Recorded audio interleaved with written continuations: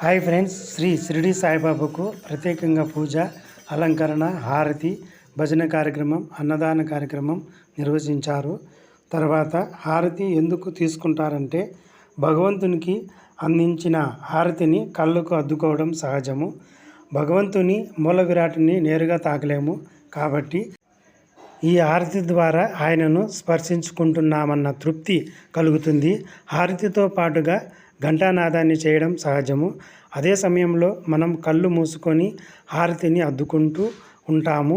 అంటే మనసు, చెవులు, అగ్రునించే శక్తి, స్పర్శ, ఇంద్రియాలు భగవంతుని ధ్యానంలో లగ్నమవుతాయి.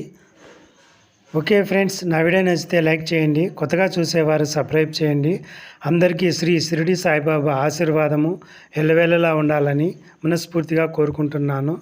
Okay friends, bye. Om Sairam.